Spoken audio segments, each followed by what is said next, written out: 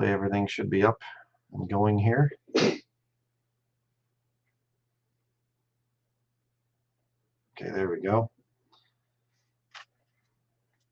How's everyone doing out there? Hopefully you're all doing well.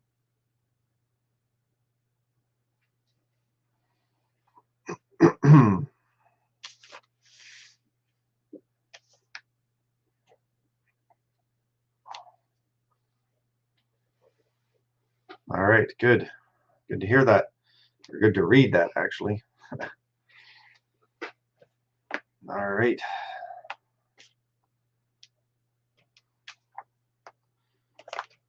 Well, this will be the first video in a long series of videos. I'm going to be going through a lot. This first one is just going to be kind of an introduction. I'm not going to spend a lot of time waiting for people to come in and whatever else, because a lot of people are just going to have to rewatch this then. I'm going to go over here the different parts, the 14 different videos that I'm going to be doing in this series, and just so you get an idea of what we will be covering, so you don't ask me questions and say, well, what about this? And you know, we'll see what we can do here. Number one. Okay, hold on, I see a troll. There we go. That's done.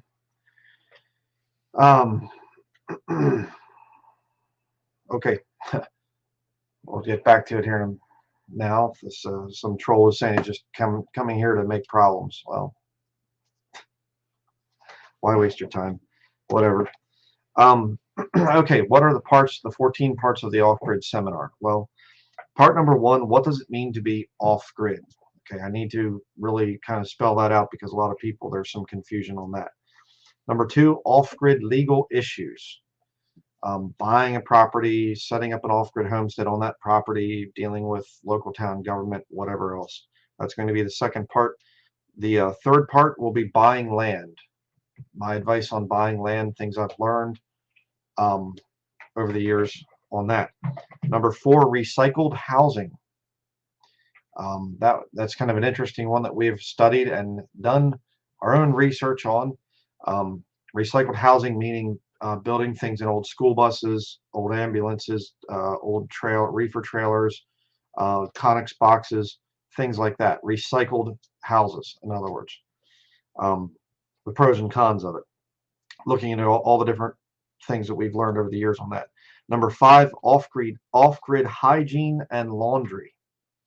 How do you stay clean? How do you wash your clothes and things without electricity? Number six, finding water, be it springs, rainwater catchment, well, whatever. Number seven will be the seminar on the 6 biggest electric needs. And I have them listed here. Number one, refrigeration. Number two, lighting. Number three, a water pump / plumbing. Number four, heat. Number five, cooking.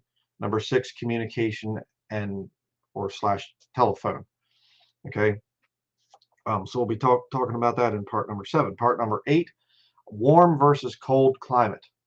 There are different considerations there, things that you have to figure on, thinking about before you go to a warm climate or a cold climate. There's pros and cons of both. Number 9, people who should not move off grid. Something that needs to also be said. Number 10, why I'm not into primitive survival or a lot of the bush crafting type skills things, comparing that to actual off-grid living.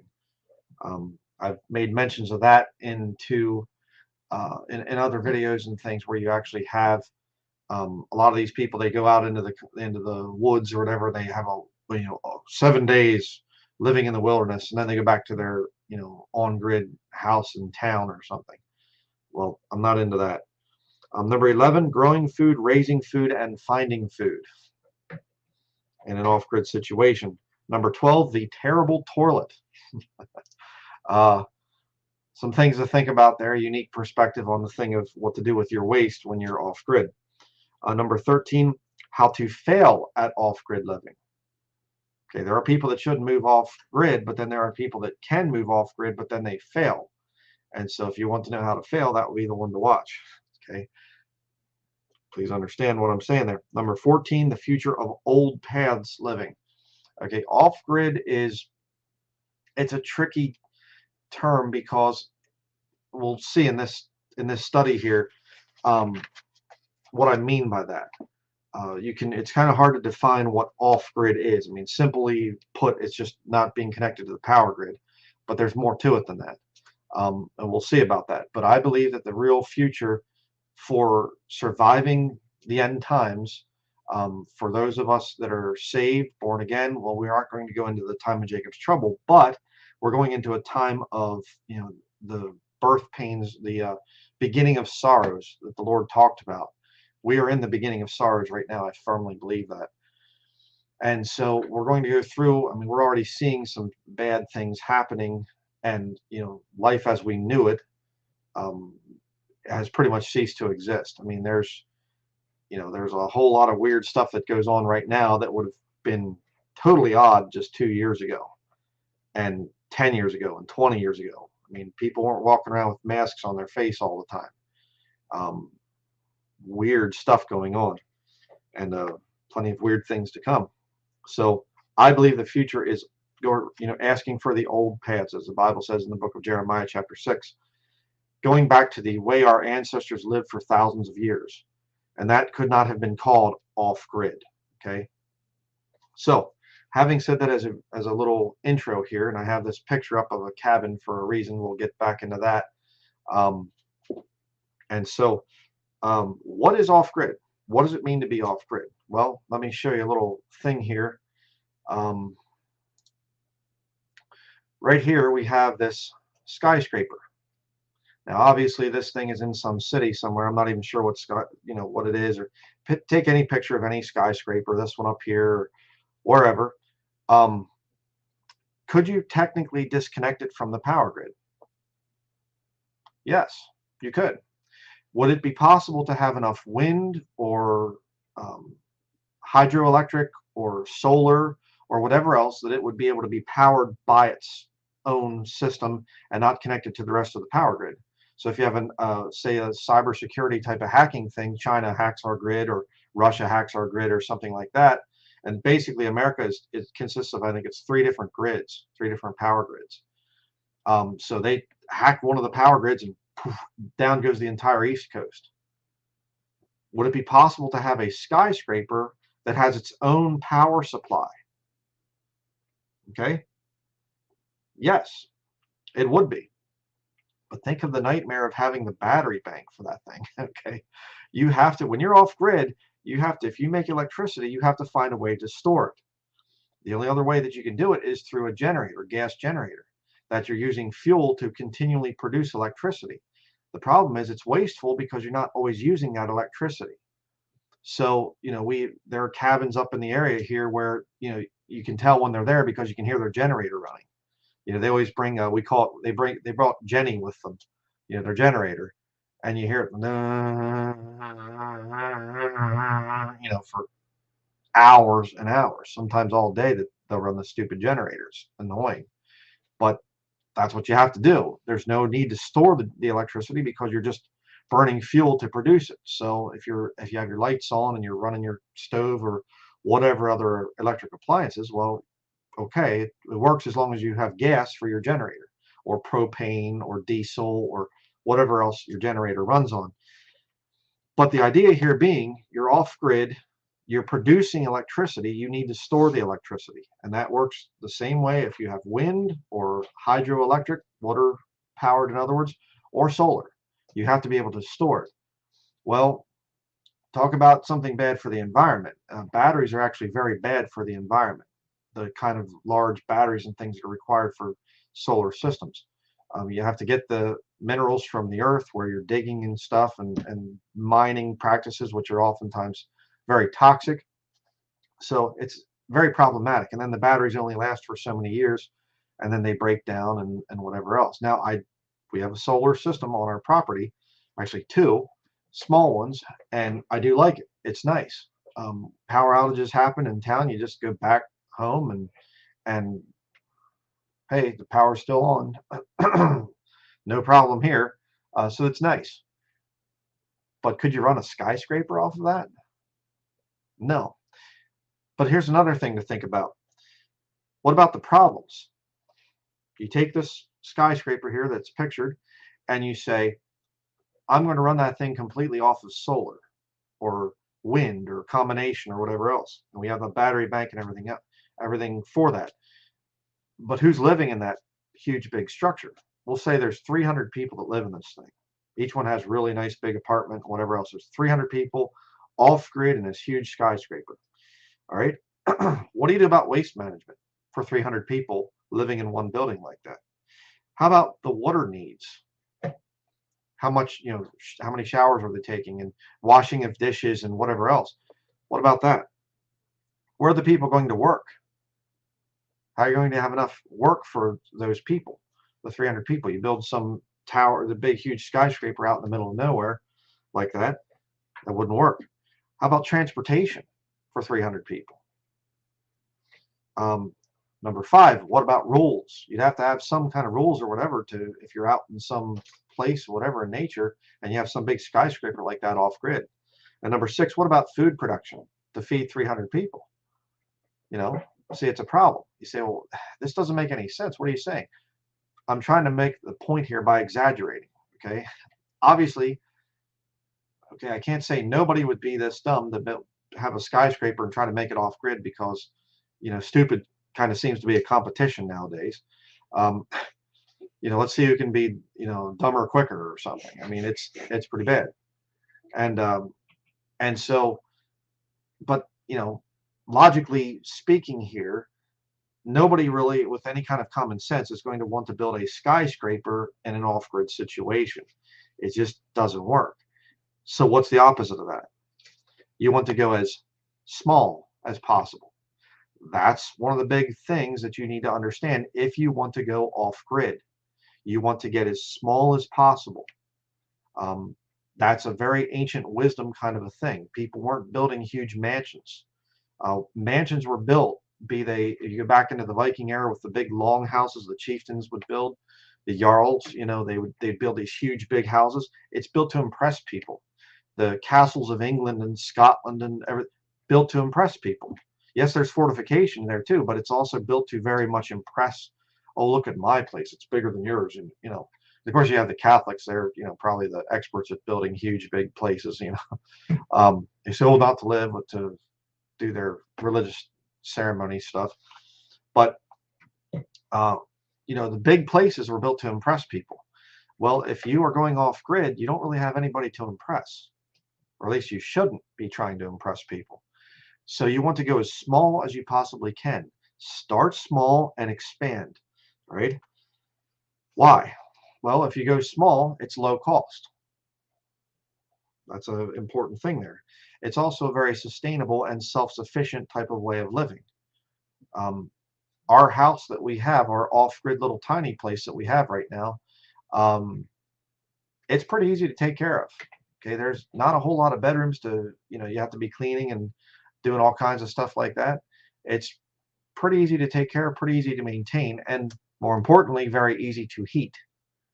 I'm seeing a lot of places coming up for sale up here in northern Maine, and the reason being is because these people can't afford the oil heat anymore. It's, I think, $4.19 a gallon or something like that. I checked, and I mean that's getting pretty expensive. You fill a 275-gallon tank at $4.19 a gallon. That's a lot of money. Okay, that's a whole lot of money, and you have to do that multiple times throughout the winter. So you want to go small if you're going to go off grid, and then of course the goal there when you go off grid, returning to an ancient path way of doing things where your ancestors would have done things, is you want to learn to be less dependent on other systems as time goes by, and that's also very important.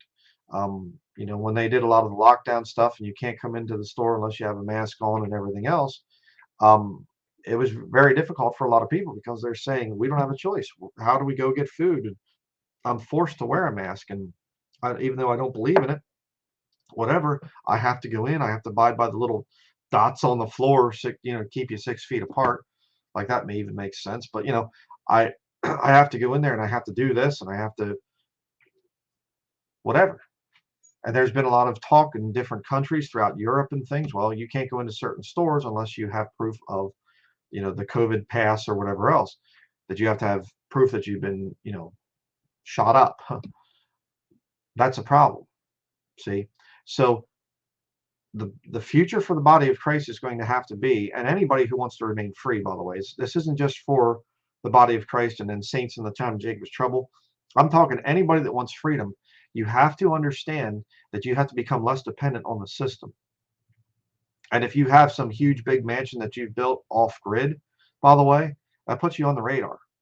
Then you look like you have a lot of money. He said, I don't know if I could get by with just some small little tiny house. Well, here's something to think about. What's one of the most important rooms in people's homes? Do you really care much about your bedroom? Well, somewhat. What about your kitchen? Yeah, that's pretty important to have a bigger kitchen. Bathroom? Yeah, that's nice.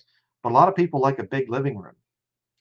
Well, what if you go off grid in a natural area out in a wilderness type of area and make your outdoors your living room? Think about that one.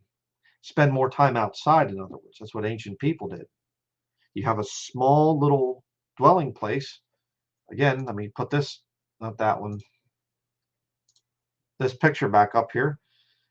Small little house right here, and very easy to heat, very easy to maintain. Oh, look, one of the logs is rotting. Okay, go cut a tree down, make another log and things. There's ways to do that. Jack up part of the wall and get it in there. Not very easy, but you can do it. And you built the place yourself. You know how to fix it. You know how to do whatever.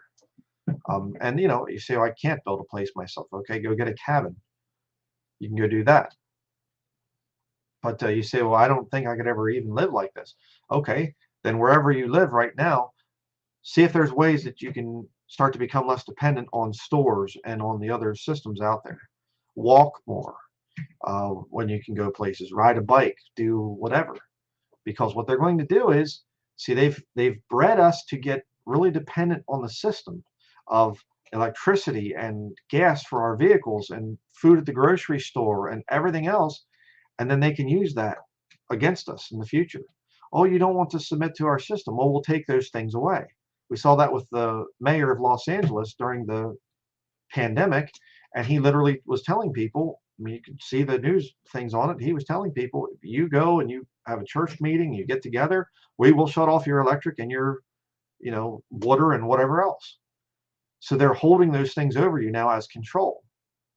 And that's why I'm saying we have to become less dependent on the system.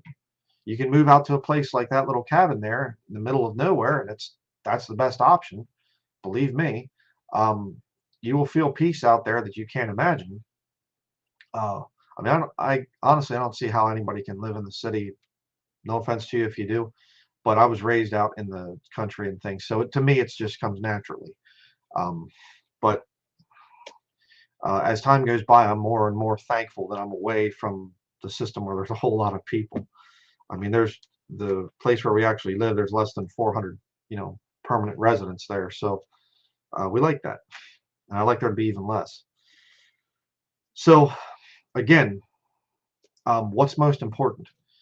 And let me just say this, a couple other points here I want to make. What's most important is what I was going to say, large and looking really big and impressing people, or just being small. And that's really what you want for the off-grid thing. But a couple other points I have written down here. Growing up, we went to my uncle's cabin a lot, and I really learned to like that a lot. And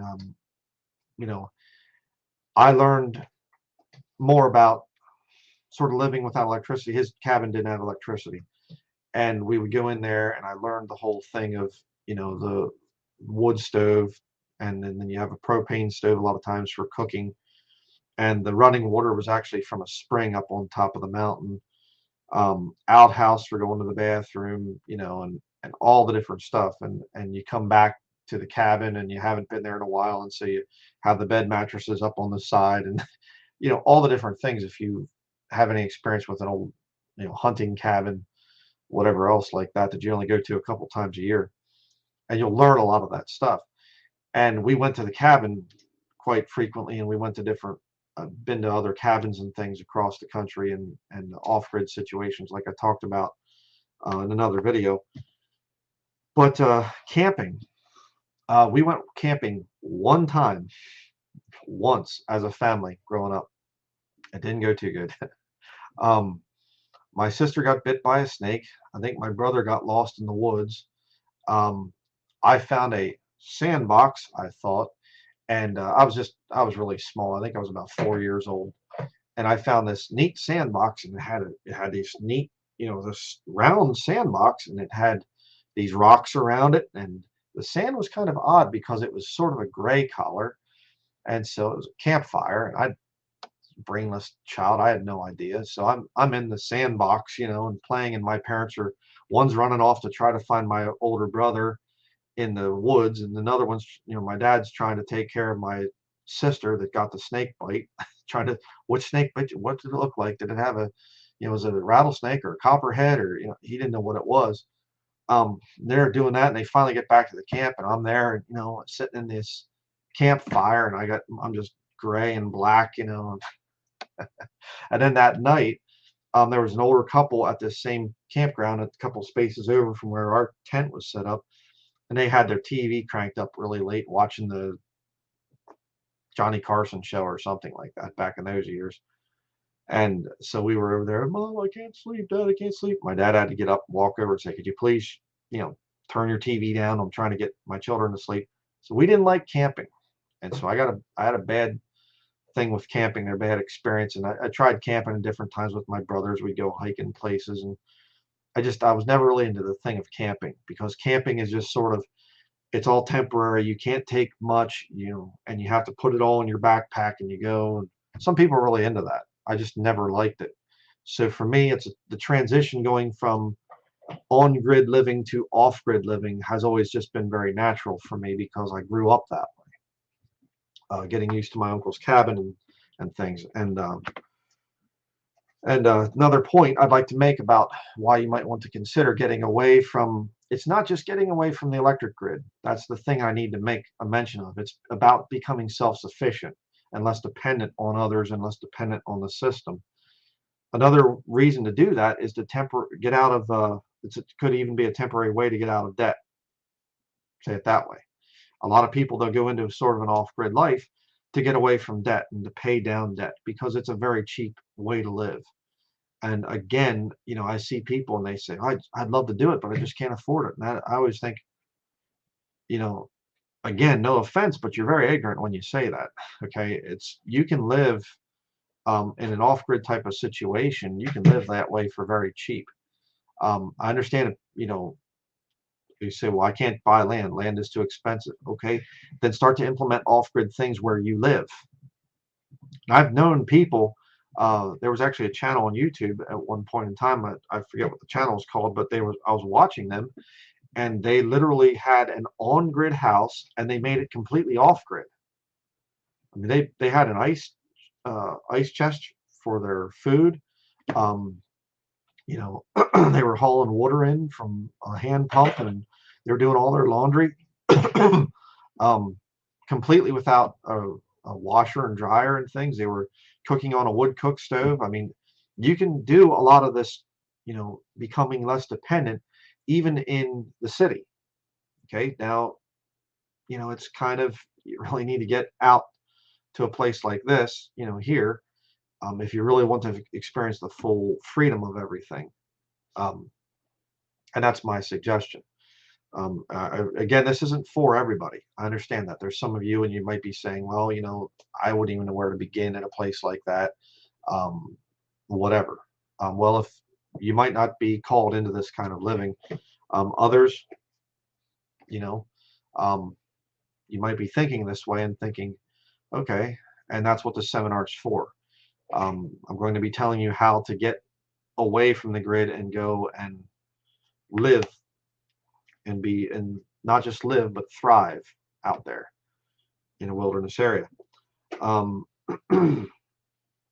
And another thing I just want to say, the thing of conveniences.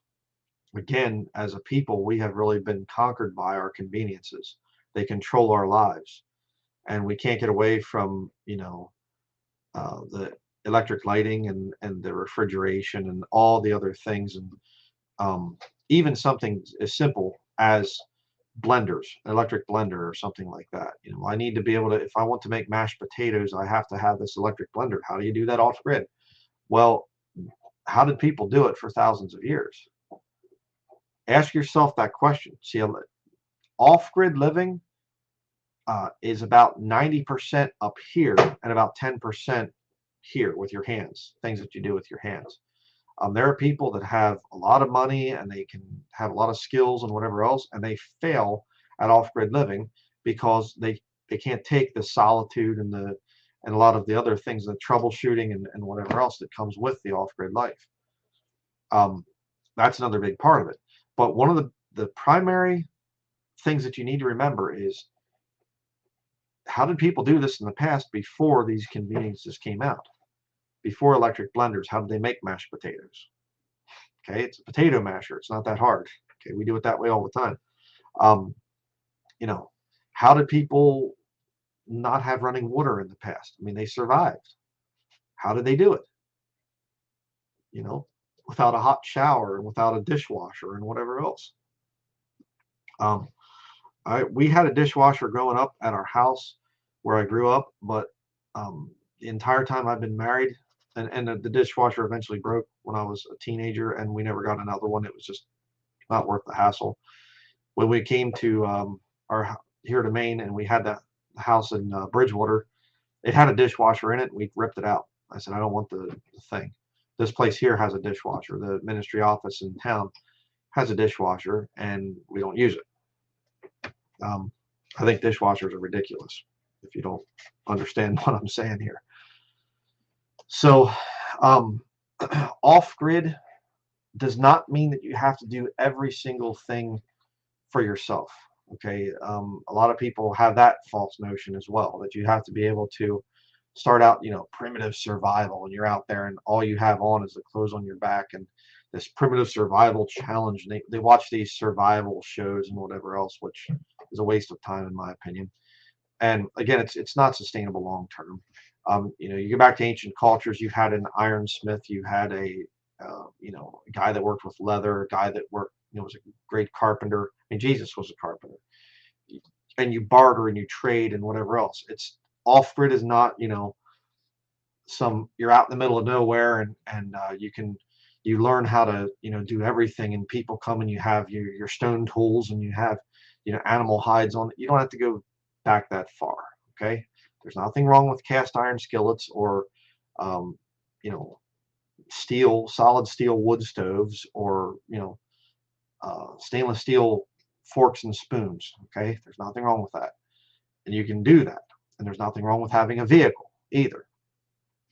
Again, it's going to vary. So I can't say this is the recipe for off-grid and that's how it has to be for you to qualify to be off-grid. No, it's just about becoming less dependent on a system that wants to control you. That doesn't mean you're less dependent and you say, I don't want anything to do with a neighbor or other people in the area that are also into the off-grid life. No, you should be there, and there should be that sense of, hey, I'll help you. You see the guy stuck along the road, well, grab your shovel and go over and help it. That's there as well. Hey, I have a lot of apple trees on my property. You don't have any, but you have a bunch of blueberry bushes on yours. You want to trade some apples for blueberries? Sure, yeah, it sounds good. Hey, you raise chickens. I don't, but I have some woodland swine or something like that. Let's trade. See, the system of barter also can be there. And well, should we set up Christian communities to do this stuff? Whatever. It'd be wonderful if we could, but there's just so much infiltration and whatever else in the body of Christ right now, or the professing Christian system, I should say, that it's very hard to do that. And at one point in time, we would have been very much that way. There would have been a lot of people helping each other out. Maybe we'll go back to that. I don't know. As things get worse, people might be forced into this type of lifestyle. There might not be any other option.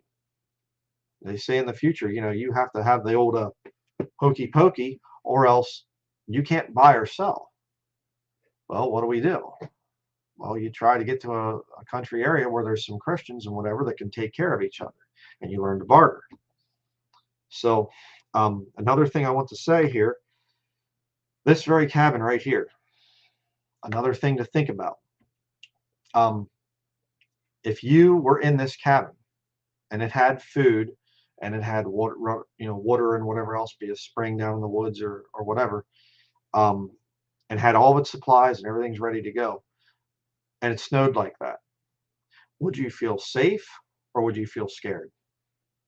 Because I think that would really determine whether you should be off grid like this or not. Personally, when I'm at our property and we're there and everything else, we're well stocked and we've been to, we don't really go to the, we get some things from a store, but we get also some things from farms as well in the area.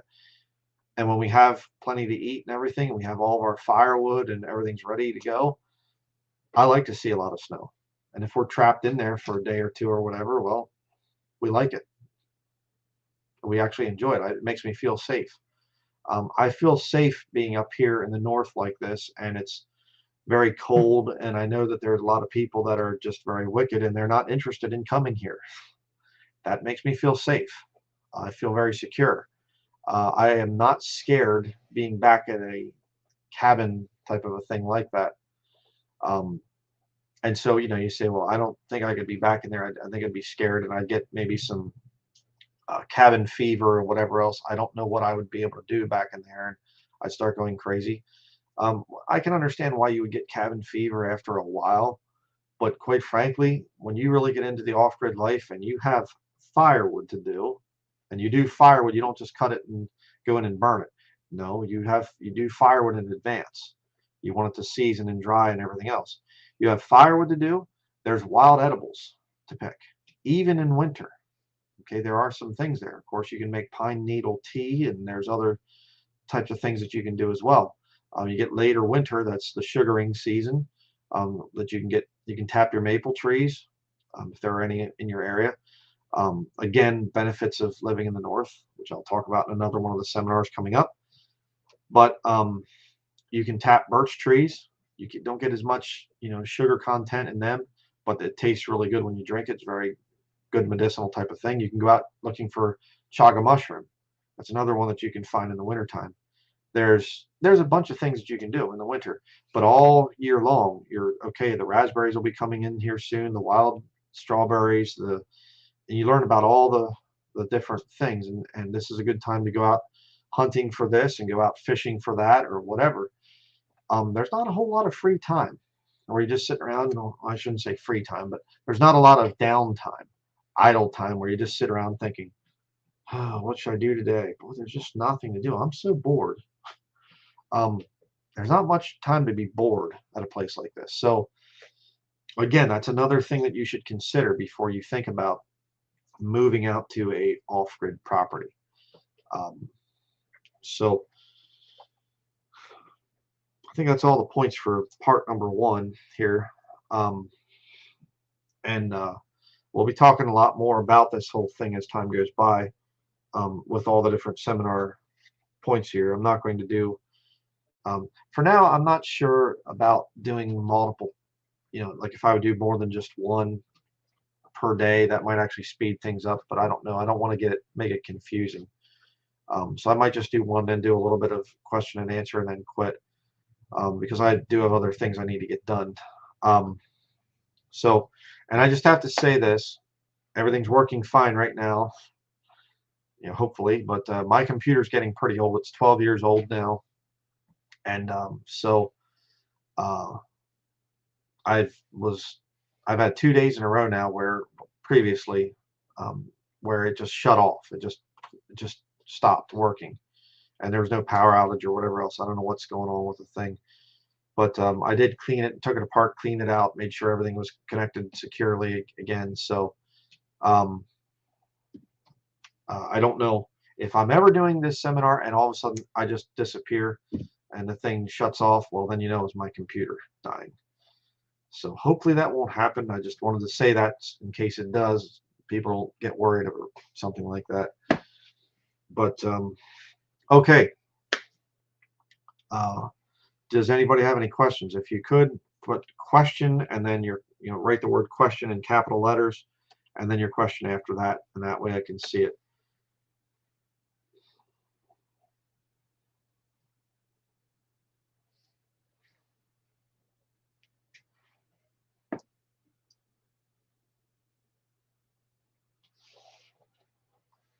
Yeah, I will put this one up because this is a important one.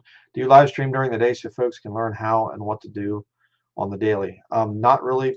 I do it during the day because we're off grid at night. So we usually leave here. It can vary depending on times. 3 to 4 o'clock is usually when we leave. Or we'll stay sometimes till 5 o'clock, but we go home and we're off grid by the evening. So I can't I can't do that.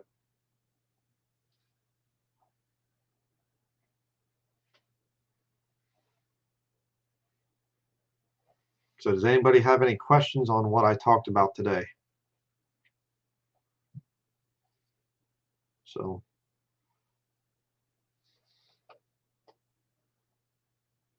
hopefully I've covered what it means to be off grid. And it's something that, like I said, I think there's a lot of confusion with people. They think that off grid is some kind of a primitive whatever, and it's not. You can live a pretty good life off grid. Question: would you put up a FAQ list in terms of the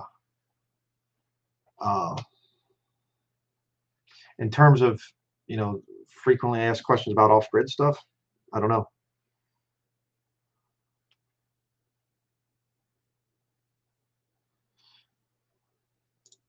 Put up this comment here. Everything he said is bang on. The only thing I would add is that it's a very physical life here in the North Woods if you are off grid, so you should expect to do lots of hard work. Yeah, and he has an off grid channel here on YouTube, and but yeah, he's absolutely right. It is really hard. I'll tell you a little story just about the hard work thing. We have a older snowmobile, and I usually try to stay ahead of my trails. I try to ride on the trails and get it packed down good. And we do winter logging sometimes. So I have a loop trail. It's about 1.5 miles, and on our land. And I usually try to keep it packed down. Well, I let it go these last couple of snowstorms. We've gotten probably, I don't know, between 3 and 4 feet of snow over the last month. And so I let it go, and there was some drifting and things too. And I tried going out with the snowmobile yesterday, and has a little rear fender thing sticks down behind the back of the track, and I went to go up a hill, and I wasn't going quite fast enough, and wasn't leaning right, and the fender thing caught the snow, and it just dug me right down into the snow. It took us about, oh man, 2 hours or something to dig out. It was a nightmare. It was bad. And yeah. It is hard work. It is hard work. But the thing is, you don't see me running in spandex shorts or something to a gym so I can stay in shape. Off-grid living is how you stay in shape. Splitting firewood and hauling water and whatever else. Yeah. So, have you ever harvested your own wheat berries? I've been trying ancient wheat like einkorn and spelt and love it so far, but I don't know how I would harvest it in the wild. I sound like an idiot. No, I understand what you're saying.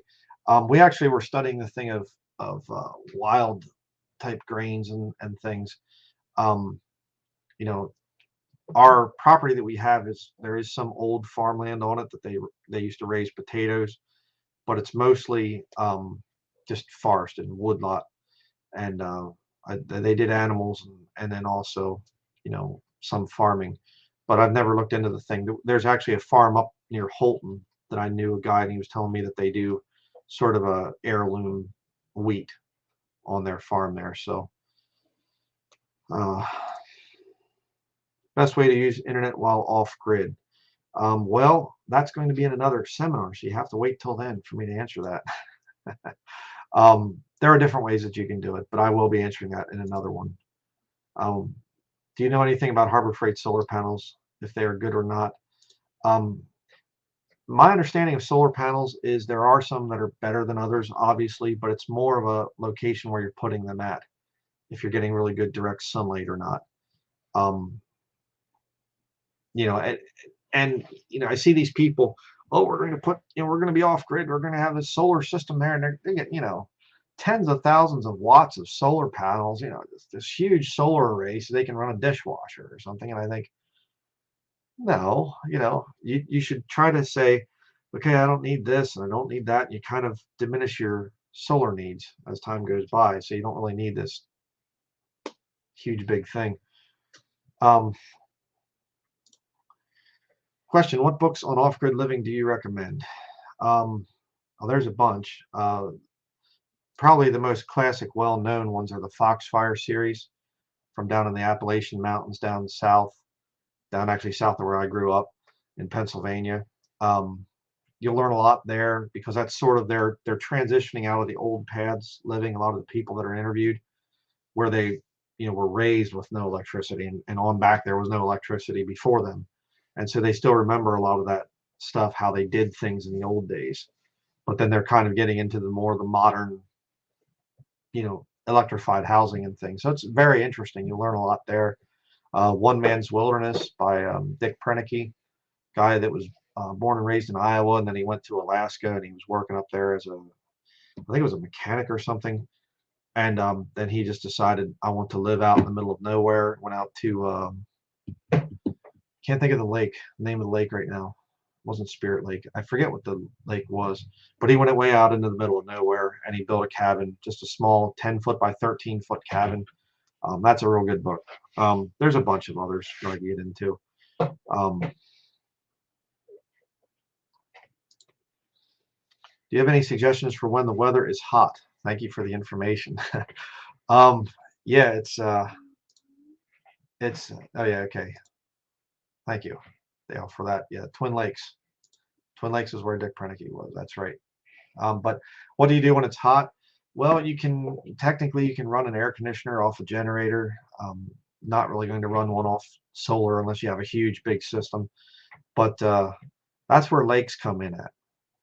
Okay, go and you do some swimming to cool down when it's really hot. Sleeping, that can be tricky. You can sleep out in a tent if it's really hot. Get back in underneath the trees and things at night, or just lay there and sweat like crazy. So sweating's good for you. People forget that stuff. Question, is getting a hunting fishing license contrary to God's word? I'm stuck on this topic. No, it isn't, because what they're doing when the game commission, the purpose of the game commission is to keep people from just going out there and killing everything. So, there are laws that are in place for a reason there with hunting and fishing. So I don't think there's anything wrong with the hunting and fishing license. So question, I live in York County. Would you recommend buying and using Amish services like fresh food or off-grid construction? I know they're wicked people, but are they technically worth supporting? That's tricky because the Amish, you know, organized religion is just such an abomination. And no matter who it is, be it Catholic, Baptist, Amish, Mennonite, whatever else, I'm going to be bringing out some very shocking information dealing with my family, history with the organized religion thing. I'm going to be bringing it out in the future. It's quite earth-shattering what I've been learning.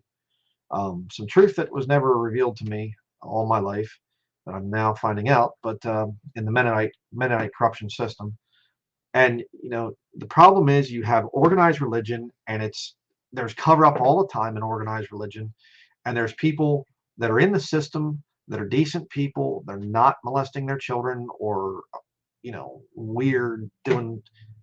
They're normal people, but then sometimes they know about the corruption in the organized religion that they're part of, and it's just this weird thing. Okay, I'm supporting this, and you have to answer that question for yourself, really. I mean, it's get to know the Amish, in your area and whatever else. Talk to them and things. Try to witness to them. There are some that are actually open to that you can actually talk to them about the Lord. I've had that experience quite a few times, especially because I'm a Denlinger from Lancaster County, Pennsylvania. So it's the holy land of the Amish there. Um, and my ancestors were actually there before the Amish, so we go way back. Any other questions? And and on the thing of books too, off-grid living books, um, I have a huge collection of them. Any kind of books on log building, on timber framing, on there's a lot of different woodsman skills that you can learn. Um, so, question: how can people keep clean without electricity? Okay, now think about your question. How did people keep clean without electricity in the past? Okay, they did. Okay, it's not that everybody just stank really bad or something in the past. There's plenty of ways that you can get washed up. Okay, and that's a future seminar, so I'm not going to go into a big thing right now on that because we're here for another hour. But it is quite possible. Hygiene is not a problem without electricity. We've gotten so dependent on the system that now we think, oh, you have to have hot water and everything else and hooked up to the town water system or whatever in order to get clean. Well, that's not true.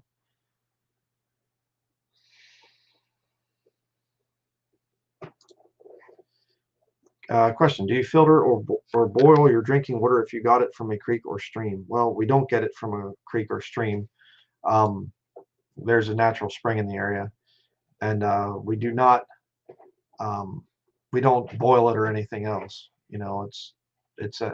I mean, you can tell pretty much. If it's a spring in the area that everybody goes to, and it's been there for as long as everybody remembers.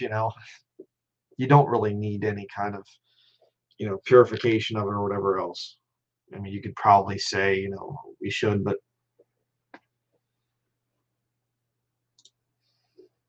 should a single woman do off grid? Yeah, I think so. It's tough. It's depending where you go, but it's possible if you have neighbors that can help you and whatever else. There's women that are on YouTube that have a tiny home off grid or whatever else, and it works. It can work for people. It's a very cheap way to live. If you can find the right type of living situation and whatever else, um, it's great. You can really save a lot of money.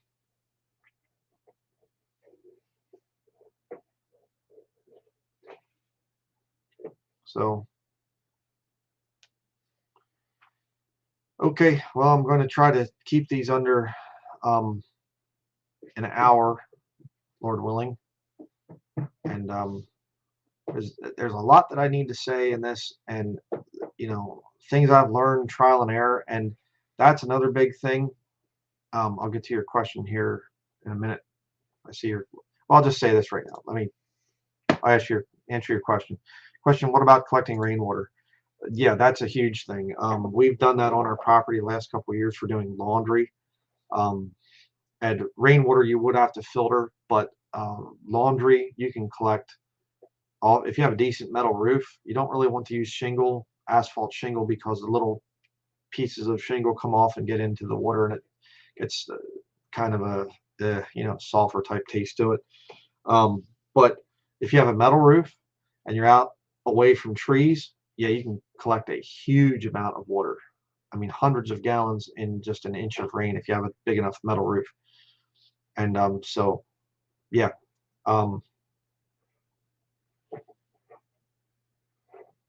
Okay.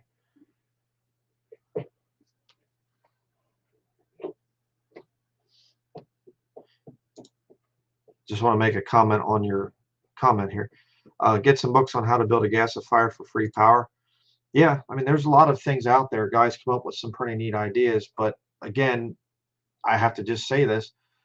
Did people in the past have gasifiers? Not really. So, one of the traps you can get into is you can say, I have to make my modern amenities and take them off grid. But, those of us that were blessed enough to be raised around hunting cabins, it's a joy to go away from all the modern conveniences and go rough it a little bit in the cabin. And you learn the simple pleasures of coming in, and you can hear the crackling of the wood stove, and you go over there to get warm, and you say, oh, you know, you sit down in the chair and you get a book out and you start reading your book and whatever by your wood stove, and you put on some simple food. It doesn't have to be real extravagant. Fry up some potatoes and onions, a little bit of meat or something, and oh man, it just tastes like a feast in there. And some spring water, and until you really have experienced it, you don't really understand. And I mean, you can learn about that stuff and read about it, um, especially with, you know, Dick Proennke's book I mentioned earlier, and guys like that. But until you really go through it, you don't get an appreciation for it.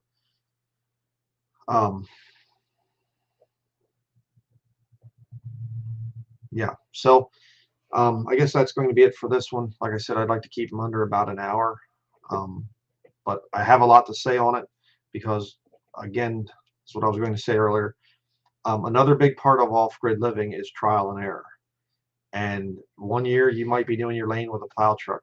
The next year you might say that was terrible. Plow truck is going to need too many repairs. It's just not worth it. I think I'll try a snowblower. Well, then maybe I'll try parking my vehicles at the end of the lane and, you know, snowmobiling back in. And well, that had a problem, and that, you know, it's always changing.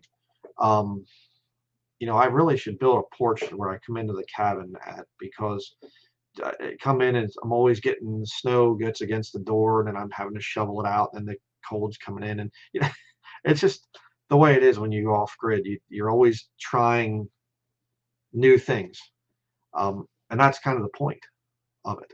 That's that adventure of, you know, always trying something new when it comes to the off grid thing. So adapting, you need to be adaptable. Exactly. Yeah. Um, and that's the thing of being less dependent. I can adapt. They say you can't do this. The government comes along and says, oh, you're not allowed to do this. You're forced to go here and sign into. No, I don't need to do that. I can adapt. You know, I don't currently live off of all wild game meat. Why? Well, there's a lot of people in the area, and I don't need to go live off of wild game meat. If they ever make it some kind of thing, communist China takes over the country or something, God forbid. But if they take over the country and they say, oh, you have to come and be part of the Communist Party or something, I'm not going to be a communist. Then I'll have to do some other thing. I'll have to, you know, I know where the wild edibles are, and it takes a long time to go get them. And so right now, you know, I need to do other things with my time than going out doing the wild edibles all the time. I mean, we've spent all day sometimes picking, you know, red raspberries are really prolific on our property because it was logged in 2014. So early on, you'll get a lot of them. And our field areas are just filled with red raspberries. We really like them. But you can spend, I mean, just days harvesting wild edibles. Absolutely. Find ways to preserve them, dry them and can them and whatever else. But then you don't have time to be working. And so as things change, as things adapt, you adapt along with it. That's how you live the real off-grid life. So, but I'm going to end it there, and I'm going to probably do these every day, you know, 5 days a week, not Saturday and Sunday, probably. I'm not sure yet if I'm going to do more than one a day. Probably not at this point, but we will see. So thank you to everybody out there for watching, and we will see you tomorrow. And part 2 is going to be, let me check my thing here again. Part 2, off-grid legal issues. That'll be an interesting one. How to make it happen. In other words, how to be able to go off-grid in an area and, you know, either stay off the radar or talk to the local government officials and, you know, see what happens there. So that's what we'll be talking about tomorrow. So we will see everybody then. Thank you for watching.